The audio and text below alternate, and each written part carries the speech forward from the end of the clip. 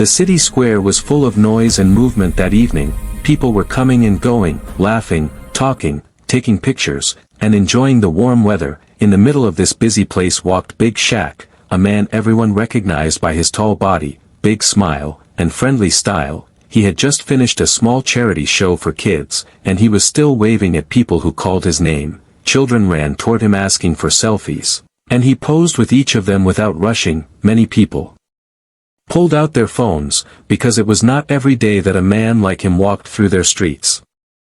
Shaq loved moments like this. He enjoyed seeing people happy, he enjoyed making kids laugh, and he enjoyed being outside. But he also noticed something that felt strange. On one side of the square, a group of people stood tightly together. They were talking in low voices and looking at something near a store entrance. Shaq's smile faded a little as he tried to understand what was happening. A boy, maybe around 14, stood alone with tears in his eyes. He looked scared, confused, and unsure what to do next. Shaq slowly moved toward him, because even from far away, he could see fear in the boy's face. When Shaq reached him, he bent down a little and spoke softly, asking if he was okay. The boy shook his head and pointed at a few men who had chased him earlier. They were gone now, but the fear was still inside him. Shaq gently placed a hand on the boy's shoulder and told him he was safe now. People nearby watched quietly. Some whispered that Shaq was helping the kid, others simply waited to see what would happen next. At the same time, a police siren echoed through the street. 2 officers were rushing in after receiving a call about a disturbance. They saw the crowd, they saw phones recording, and they saw a large figure, Shaq, standing beside someone who looked distressed. One of the officers, Officer Grant, was already having a stressful day. He had been moving from one chaotic situation to another, and his nerves were tight. When he saw Shaq's large frame and the scared boy, he assumed the worst without thinking twice. Crowds can make misunderstandings grow quickly. People step closer, phones rise higher, voices mix with noise, and sometimes things appear worse than they are. Officer Grant did not stop to ask questions. Shaq noticed him coming fast, his hand already gripping his baton. Shaq raised one hand slowly to show he meant no harm, but Officer Grant was too far inside his own frustration to notice the calm gesture. He believed he had walked into a dangerous moment. The boy stepped a little behind Shaq, using him like a shield. Shaq kept his voice low, telling the boy everything was fine, but Officer Grant did not hear the words. All he saw was a big man blocking a smaller one, and he thought Shaq was trying to control the kid. People in the crowd sensed the tension rising. Some shouted for the officer to slow down, others warned Shaq to be careful. The air felt tight, almost heavy, as if everyone was holding their breath waiting for the next move. Shaq tried to explain. He started to say he was helping the kid, but the officer cut him off, ordering him to step away. Shaq did not move quickly enough for the officer's liking. He lifted both hands to show he was peaceful, but his size made every motion look bigger than it was. Officer Grant's heart was pounding. In his mind, Shaq was a threat, and he needed to control him fast. 3 steps, that was all it took. Officer Grant moved closer without slowing down. The crowd backed up, creating a circle of space around them. The boy held on to Shaq's jacket, trembling. Shaq turned his head slightly to tell the boy not to worry, and that small turn was the exact moment the officer lost control of his judgment. He shouted a warning that Shaq barely heard over the crowd noise. Then, before anyone could blink, he reached for his baton. The metal baton came up high, catching the last bit of sunlight. People gasped. Some shouted, "Stop," others moved forward as if they could catch the moment before it happened. Shaq's eyes widened for a second as he realized the officer was about to strike. But he did not pull away, he did not run, he did not push back. He only tried again to speak, to say he was helping. Not a single word left his mouth before the baton came down.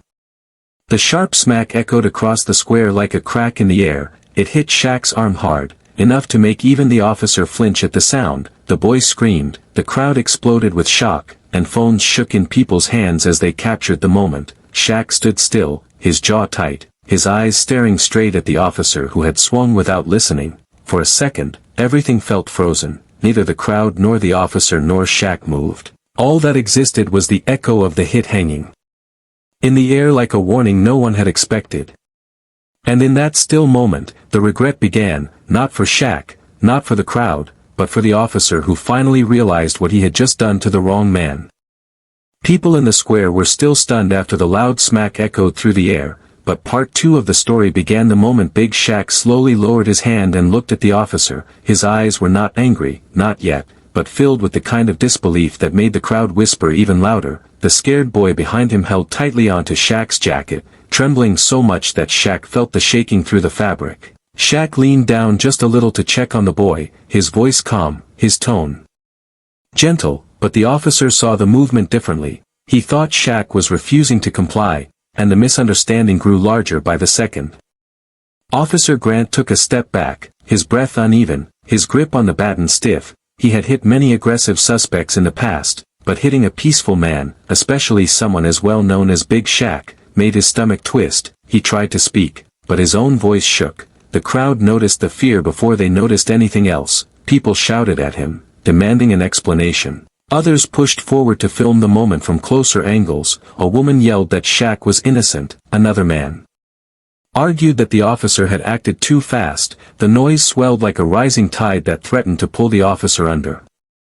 Shaq raised both hands again, palms open, showing he had no intention of fighting. He was a strong man, but he hated violence unless it was for protection. His calmness made the crowd admire him even more. The boy, still trembling behind him, whispered that he did not want Shaq to get hurt. Shaq whispered back that everything would be fine, his voice steady even though he too felt the burning pain in his arm where the baton had struck him. 2 more officers arrived at the scene, attracted by the noise. They immediately noticed the tension, the raised phones, and the shocked expressions on people's faces. They also noticed Officer Grant's trembling hand. It was obvious to them that something had gone wrong. One of the new officers, a woman named Officer Lane, stepped forward and placed a hand on Grant's shoulder. She asked him what exactly happened, but his answer came out in broken pieces that made little sense. Shaq took this moment to finally explain. He spoke clearly so everyone could hear. He said he was helping the young boy who had been chased earlier. He said he had not touched the boy in any harmful way, and he had not resisted any commands. His voice carried across the crowd, reaching every corner of the square. The boy stepped out slightly from behind Shaq and nodded, confirming Shaq's words with his teary eyes. This simple action made the crowd's anger turn even sharper toward Officer Grant.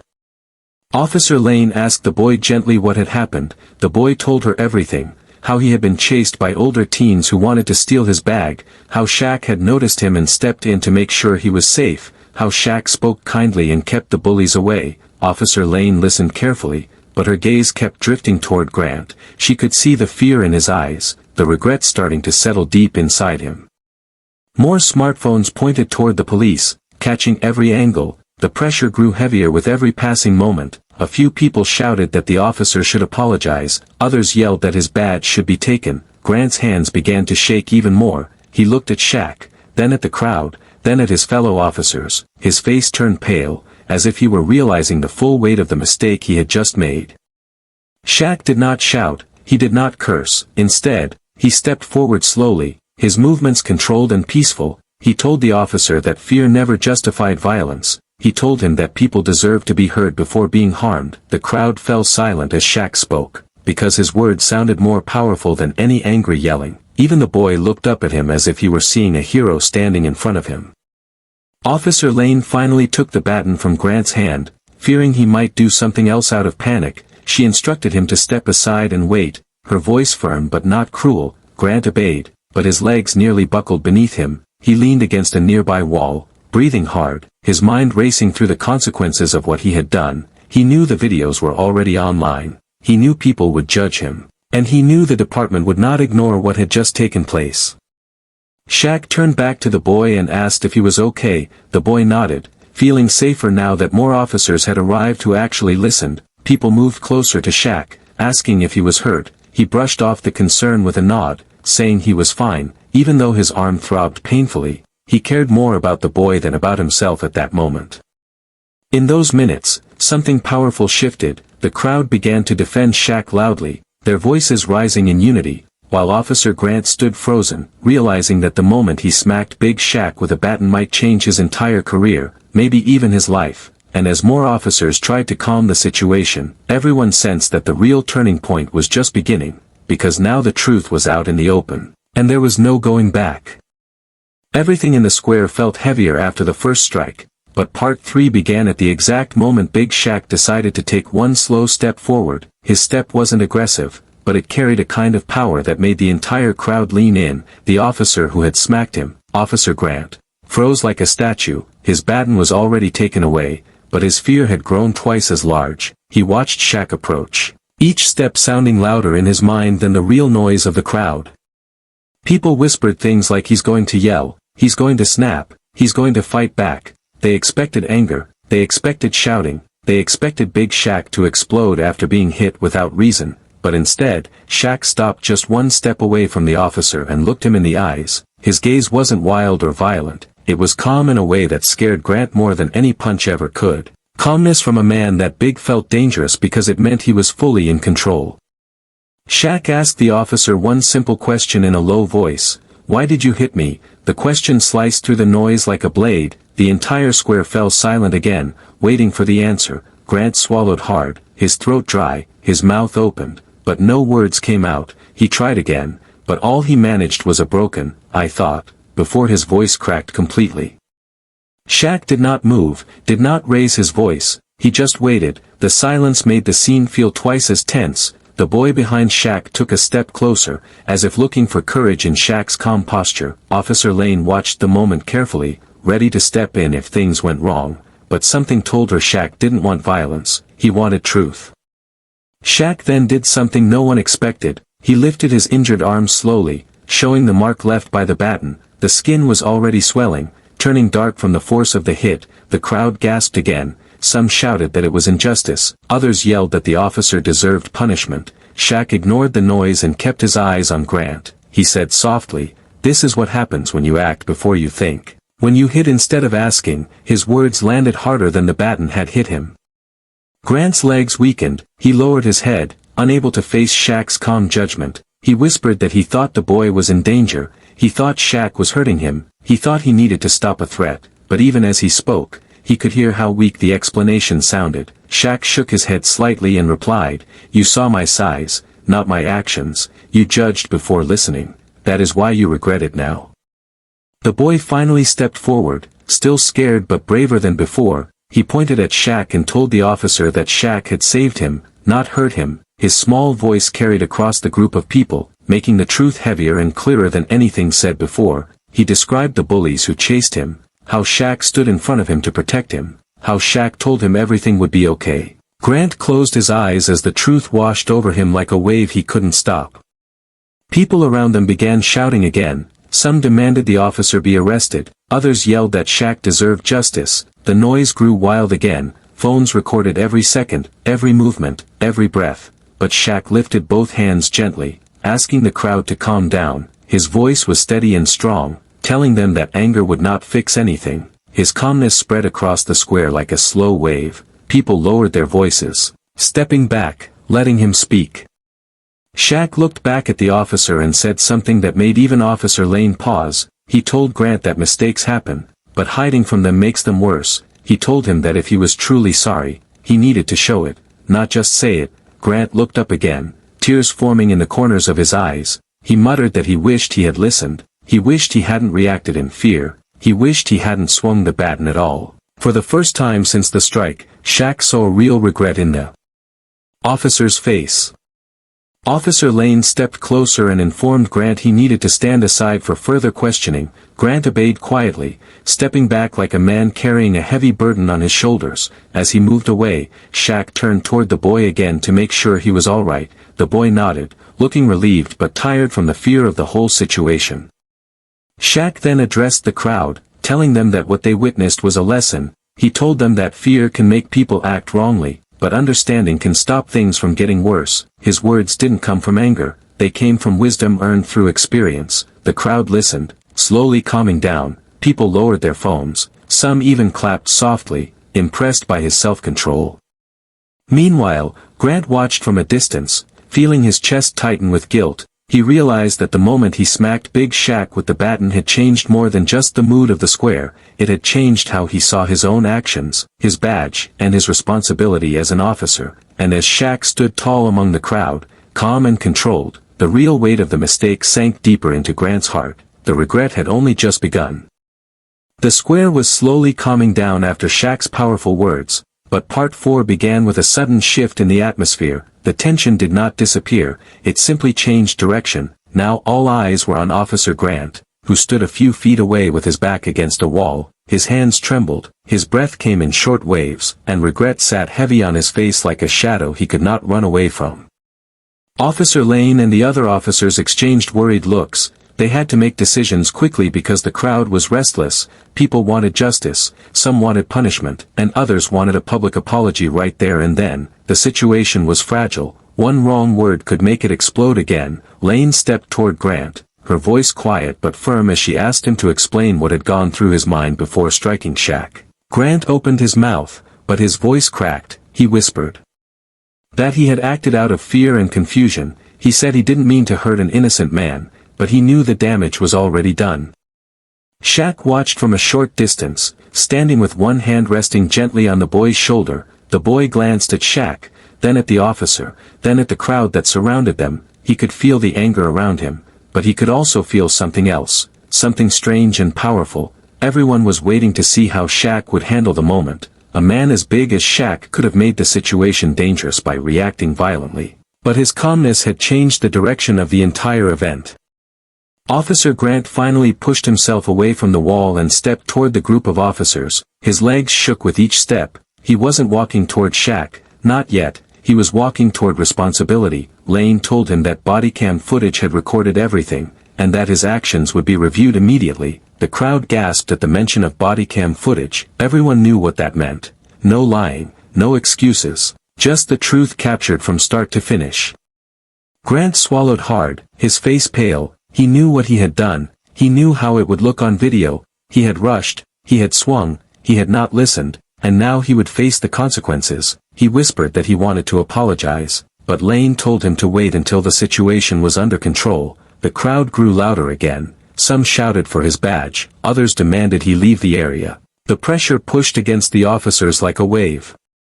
Shaq stepped forward, raising his uninjured arm. His presence alone brought the crowd to silence. He said that anger was understandable, but violence would not fix anything. His voice echoed across the square with the weight of someone who had seen too much in life to let rage control him. He asked everyone to remain calm, because the truth would come out. He didn't say it for fame, he didn't say it for attention. He said it because the young boy still clinging to his jacket needed safety more than he needed revenge.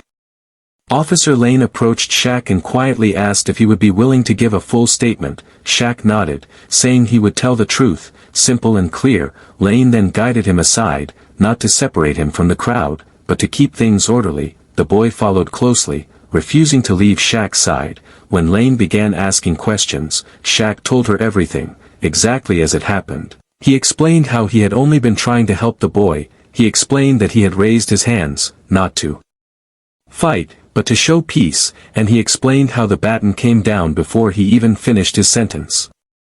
While Shaq spoke, the crowd whispered about his honesty. Some said he was handling the situation better than most people could, others said they would have fought back. Shaq's calm behavior made him even more respected in that moment. Meanwhile, Grant stood alone, watching every second, his guilt growing deeper with each word he heard. It wasn't just the hit he regretted, it was the assumption, the judgment, the fear that blinded him. Finally, Officer Lane called Grant forward. Every person in the square fell silent again. Grant walked slowly, as if each step carried a memory he wished he could erase. When he reached Shaq, he struggled to meet his eyes. Shaq waited, calm but firm. The boy watched nervously, unsure what would happen next. Lane told Grant he had the chance to speak directly to Shaq if he wished. Grant nodded shakily. His voice cracked as he said, "I'm sorry, I was wrong, I didn't listen, I didn't think, and I hit you when you did nothing wrong." The crowd murmured, surprised by the honesty in his tone. Grant continued, saying he regretted the moment he raised the baton. He regretted letting fear win over sense. He regretted hurting a man who was helping a child. Shaq listened quietly, then nodded slowly. He did not accept the apology lightly. He said regret mattered only when followed by change. His words struck deeper than the baton ever could, and for the first time that day, Officer Grant felt something shift inside him, something painful but necessary, the understanding that this single moment would reshape his future, and that he could never undo it. And as the crowd watched, silent and waiting, everyone knew Part 5 would begin with consequences, with truth, and with a moment no one would forget. The square had grown so silent after the apology that even the distant traffic seemed to fade away. Everyone watched to see what would happen next, but no one expected how Part 5 would unfold. The real storm was only beginning, not with shouting or violence, but with the arrival of someone who changed everything, the police supervisor, Captain Reeves, a man whose presence carried weight without needing a raised voice. Captain Reeves pushed his way through the crowd, his eyes sharp and focused. He had been watching the body cam feed from the command center before coming, so he already knew what happened. He saw the strike, the panic, the misunderstanding, and Shaq's calm reaction. Now, standing in the square, he felt the tension like heat rising from the ground. The officers stiffened as he approached. Even Officer Lane straightened her shoulders. But Officer Grant looked like a student waiting for punishment. His eyes low and his breath shaking. Captain Reeves asked first for the boy to be taken to a safer spot, not away from Shaq but away from the pressure of the crowd. Shaq nodded and gently guided the boy toward a calmer area. The boy didn't want to leave his side, but Reeves reassured him softly that Shaq was not going anywhere. That small act already shifted the crowd's attitude. They saw authority being used with care, not force. Then Reeves turned to Grant. His voice was low but carried across the square like a warning bell. He asked Grant to explain his actions. Grant hesitated, trying to gather the courage to speak. He said he had misread the situation, he had acted too fast, and he had used force without confirming danger. The crowd muttered, but Reeves lifted a hand for silence. He told Grant that every officer makes mistakes. But this mistake had been avoidable. He told him that fear is no excuse when a life is at risk, especially the life of an innocent man. Shaq stepped forward, not to defend himself, but to give his own account. His voice remained calm even though his arm ached. He repeated the story exactly as before, but this time the weight of his words carried across the silent crowd. He explained that officers must listen before acting, because one misunderstanding can turn a peaceful moment into chaos. Reeves listened carefully, nodding slowly, appreciating Shaq's controlled tone. Then Reeves surprised everyone. He asked Shaq a direct question, "What do you think should happen now?" Shaq didn't answer right away. He looked around, at the crowd filled with anger and frustration, at the boy who had been scared a few minutes earlier, at the officers who stood waiting, at Grant who looked like he was carrying a mountain on his shoulders. Shaq then replied, "I want justice, but justice isn't revenge. Justice means responsibility, learning, change." The crowd grew louder again, divided between those who wanted Grant fired immediately and those who respected Shaq's words. Reeves raised his hand again, his voice firm as he announced that Officer Grant would be placed on immediate suspension pending investigation. Gasps broke out everywhere. It wasn't just a small punishment, it was a serious one. It meant Grant's career was now hanging by a thread. Grant lowered his head, tears rising in his eyes, not because of the punishment but because he knew he deserved it. Reeves then said something that shifted the energy again. He told the crowd that Shaq's restraint prevented the situation from becoming a tragedy. He praised him for keeping calm, for thinking about the boy first, and for not letting anger push him into violence. People around the square began to nod. Some even applauded quietly. One woman shouted that Shaq was more peaceful than the people trained to protect them. Shaq simply shook his head and placed a comforting hand on the boy's shoulder. But Part 5 held one more twist. Reeves mentioned that the body cam footage had already been uploaded to the department system automatically, meaning it was preserved, protected, and ready for review. However, he did not expect the crowd's reaction when he revealed one more detail. The footage had also been mirrored accidentally to a publicly accessible page before it could be locked. That meant people online were already watching the moment unfold. The crowd buzzed loudly, phones vibrated. Everywhere, messages popped up notifying viewers that the incident was trending. Grant's chest tightened painfully as he realized his mistake was now national, maybe even global. He covered his face with both hands, feeling the weight crush him harder. Shaq looked at him for a moment, not with anger but with a strange kind of sympathy. He knew the man was suffering, not because of the punishment, but because of the shame. Reeves told everyone that the department would hold a press briefing within hours, and Shaq would be invited to speak if he wished. Shaq agreed, but only if he could bring the boy, because he wanted the world to know why he stepped in that day. The boy looked up at him with admiration, like he had found a protector he never expected. As the crowd began to settle and officers prepared to escort Grant away, everyone could feel the shift in the air. Part 5 ended not with violence, but with consequences, truth, and a rapidly spreading video that would shake the city before the night was over. Night began to fall over the city as the crowd slowly thinned, but the real intensity of the story rose even higher in Part 6, because while the square was calming, the internet was exploding. The accidental public upload of the body cam footage spread faster than anyone expected. Within minutes, millions had seen the moment Officer Grant smacked Big Shaq with the baton, and now people everywhere were reacting. Some were angry, some were shocked, some were praising Shaq's calm behavior, and some were demanding justice. The situation that started in one small square was now turning into a nationwide storm. Shaq didn't know the scale of it yet, he only knew the crowd was finally giving space, letting him breathe, letting the boy rest for a moment. The boy sat on a bench nearby, shaking less now, but still holding on to Shaq's sleeve tightly. Shaq sat beside him, speaking softly, asking if he wanted to call his parents. The boy nodded, wiping his face. He said he was afraid they would be angry for getting into trouble. Shaq smiled and told him there was no trouble he caused, only trouble he faced. And he faced it bravely. The boy's eyes softened, feeling seen and protected in a way he wasn't used to.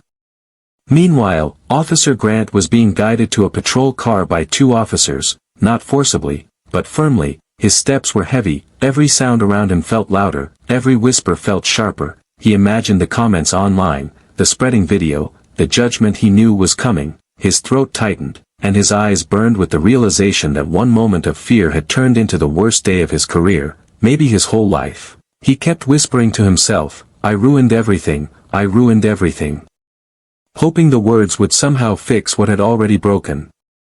Inside the command center nearby, Captain Reeves watched screens light up with notifications. News outlets were already requesting statements, social media posts were multiplying, hashtags were rising like wildfire. He rubbed his forehead, knowing the department was now facing more than a simple incident. They were facing public outrage, trust issues, and the responsibility of responding correctly. His eyes drifted to Shaq outside the window, sitting calmly with the boy. Reeves felt a strange respect for the man's composure. Without Shaq's restraint, the situation could have been a nightmare, but instead it was a harsh lesson caught on camera. Officer Lane walked over to Shaq with a soft but serious expression. She told him the department wanted him to speak at the upcoming briefing, not to defend anything, but to share his side truthfully. Shaq nodded, his voice steady as he agreed. He said he wasn't interested in attacking the police force, he was interested in preventing this from happening to others. Lane appreciated his mindset more than she expected. She had met many angry people in her job, but Shaq's calmness wasn't weakness. It was strength. As Shaq stood up, the boy grabbed his hand, asking if he would stay nearby. Shaq promised he wouldn't leave without saying goodbye. Officer Lane offered to call the boy's parents herself, showing him trust and kindness he hadn't seen all day. The boy agreed shyly, and Lane walked a few steps away to make the call. Shaq watched with quiet satisfaction, knowing the boy was finally safe in the right hands.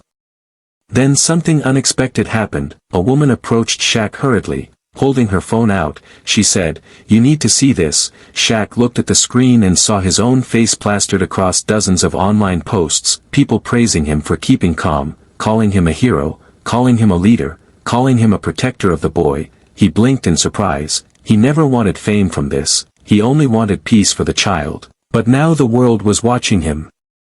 At that same moment, Officer Grant sat quietly in the patrol car, the door still open as the officers waited for Reeves's orders. He stared at his hands, remembering the exact second the baton hit Shaq, remembering how Shaq didn't even flinch in anger, only in pain. Grant whispered to himself that he didn't know how to fix things, he didn't know how to face his family, his colleagues, or the world. Shame weighed on him like a chain he couldn't take off.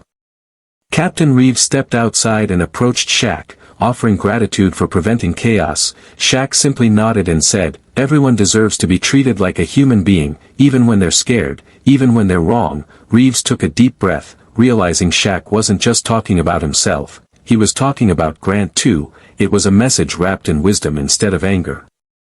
As the streetlights flickered on, the moment shifted into something deeper. The world was no longer talking about the strike, they were talking about what happened after. Shaq's calmness, the boy's bravery, the officer's regret, the department's responsibility. Part 6 closed on a quiet image, Shaq standing with the boy under the soft glow of the lamps, a peaceful moment carved out of chaos. While the whole city waited for what tomorrow would bring, because everyone knew Part 7 would bring the turning point the world was waiting for. Morning arrived like a bright spotlight on the city, and Part 7 began with the world fully awake and fully focused on the incident. Overnight, the video of the Baton strike had spread across every platform, news channels replayed it again and again, social media flooded with reactions. Some people were angry, some were heartbroken, some were inspired by Shaq's calm behavior. Hashtags with Shaq's name were trending in several countries. It was no longer just a city problem, it had become a national conversation. Big Shaq woke up early, not because he wanted attention, but because he felt responsibility. He didn't think of himself as a hero, but as someone who needed to stand for the truth. He looked at his arm, still swollen from the hit, then at his phone buzzing non-stop with messages from strangers, reporters, and old friends. He ignored most of them, instead focusing on the one call he needed to make, to check on the boy. When the boy answered, his voice sounded stronger. He said his parents were scared at first, but proud of how he handled everything. Shaq promised him he would see him later at the department building, and the boy smiled through the phone.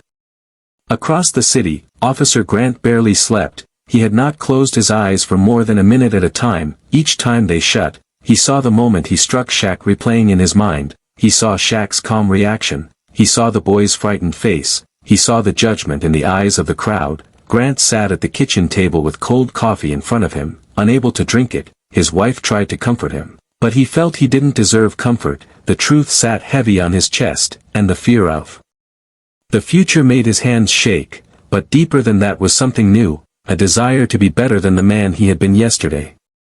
At the police headquarters, Captain Reeves prepared for the press briefing. He had faced the media before, but this time felt different. This time people weren't angry at the department alone, they were angry at the system, and at the idea that anyone could be harmed before being heard. Reeves knew the pressure was high. He also knew the city needed answers, not excuses. He made a decision. Shaq and the boy would speak before he did, because their truth was the heart of the incident. By noon, the headquarters entrance was surrounded by reporters, citizens, activists, and people holding signs with messages like, "Listen before you act," and "Justice without fear." Shaq arrived quietly, wearing simple clothes and carrying the same calm energy he had shown in the square. The boy walked beside him, holding his hand, but this time he wasn't hiding behind him. He stood beside him with pride. People started cheering softly as they approached, but Shaq raised a gentle hand, signaling that this wasn't a celebration of pain, it was a call for change. Inside the building, Officer Grant sat waiting in a small room. He had asked for a chance to speak after Shaq, not to defend himself, but to admit everything publicly. The officers around him were tense, but they respected his choice. Grant looked at his reflection in the glass window, asking himself how one moment of fear turned him into the opposite of what he swore to be. A protector became a threat. It was a truth that cut deeply, but he knew facing it was the only way forward.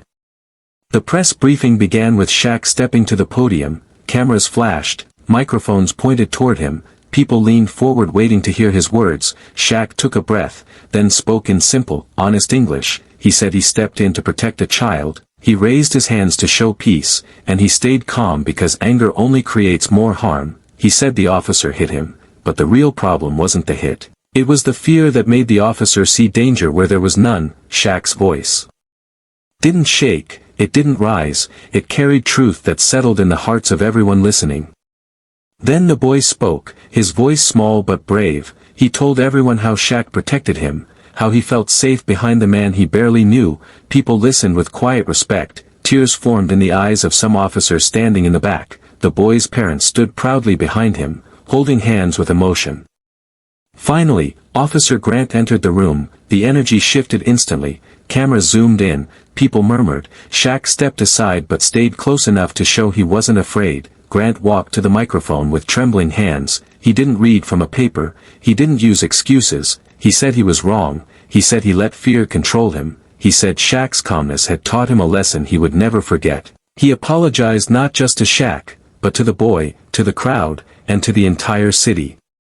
The room didn't erupt in cheers, But something more meaningful happened. A long, heavy silence filled with understanding, truth, and the beginning of change, and as part 7 ended, everyone knew the final chapter would show whether this moment became just another headline, or the start of something bigger for the city and for Grant's future. After the press briefing ended, the city didn't simply move on. Part 8 began with the world holding its breath, waiting to see what would happen next. People everywhere had watched the apology, the speeches, and the truth unfold, but now the real question hung in the air. Would anything actually change, or would this become just another moment forgotten over time? The city streets were buzzing with conversations. People discussing Shaq's calm courage, the boy's bravery, and Officer Grant's raw, painful honesty. Shaq stepped outside the headquarters into sunlight that felt warmer than the day before. Reporters shouted his name, asking for more comments, asking how he felt, asking if he forgave the officer, but Shaq didn't answer immediately. Instead, he crouched down beside the boy, asking if he wanted to go home. The boy nodded, but before leaving, he tugged on Shaq's sleeve and whispered a question that surprised him. "Will everything be okay now?" Shaq smiled gently, a deep, thoughtful smile. He said, "It will be okay if people keep caring, not just today, but tomorrow too." Meanwhile, Officer Grant left the building through a different exit to avoid the crowd. He didn't run from responsibility, but the noise, the cameras, and the pressure were too much for him in that moment. He walked slowly through a quiet alley, the weight of the past 24 hours pressing on him like a heavy coat. His suspension was official, but Reeves had told him privately that the department would consider a path forward. If he chose to grow instead of hide, Grant didn't know what the future held, but he knew what he wanted now. He wanted to rebuild himself, not for his badge, but for the kind of man he wished he had been yesterday. Across the city, in schools, offices, coffee shops, and buses, people were replaying the video, but this time the part that stood out wasn't the Baton strike, it was the moment after, the moment Shaq did not fight back, the moment he stayed calm, the moment he spoke truth without hate. Parents told their children about patience, teachers used the story as a lesson in courage, and activists used it as proof that change was possible when people listened before reacting. Shaq had unknowingly become a symbol, and symbols have power even when they remain silent. Later that evening, Captain Reeves visited the small community center where Shaq often performed charity work. Reeves wasn't in uniform, he wore simple clothes and carried a tired expression. Shaq invited him inside, and the two sat across from each other in a quiet room filled with old chairs and fading posters. Reeves thanked Shaq again, not just for his calmness, but for refusing to let the situation spin into violence. Shaq shrugged and said, "Anyone can yell, but healing needs calm." Reeves nodded, knowing the truth of those words more than ever before. The boy and his parents arrived soon after. They wanted to thank Shaq privately for protecting their son. The boy's mother hugged him, tears in her eyes. The boy's father shook his hand firmly, saying he hoped Shaq understood the depth of what he had done. Shaq simply smiled and said he just did what he hoped anyone else would do if they saw a child in danger. But deep inside, he knew not everyone would have taken the same risk, and not everyone would have kept the same calm after being struck. Meanwhile, at his home, Officer Grant sat with a small notebook in his hands, staring at the blank page. He wanted to write an apology letter to Shaq and to the boy, not for the cameras, not for the department, but for himself. He didn't know how to start. His hand trembled as he wrote the first line. "I am trying to understand the fear inside me, and I am trying to change it," he wrote, crossed out sentences, rewrote them, then paused, realizing this was the beginning of a long journey, a painful one, yes, but necessary. As night fell, the city lights flickered like sparks of hope across the skyline. Shaq walked outside the community center with the boy for one last moment before they left. The boy hugged Shaq tightly, promising he would never forget him. Shaq told him to grow brave, not angry, strong, not violent, and to always help someone in need. The boy nodded, his small hands gripping Shaq's shirt one last time before letting go. The final scene of the story unfolded with quiet simplicity, not drama. Shaq stood alone for a moment, breathing in the cool night air.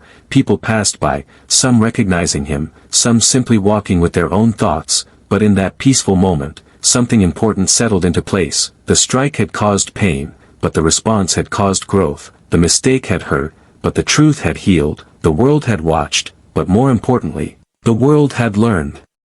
And as part 8 closed, everyone understood that the story wasn't really about a baton or a mistake, it was about a choice between anger and understanding, between fear and calm, between regret and change. Shaq had made his choice, the boy had made his, and now Officer Grant stood at the beginning of his own path. The ending was not loud, but powerful, a reminder that real strength is not in the hit, but in what happens after.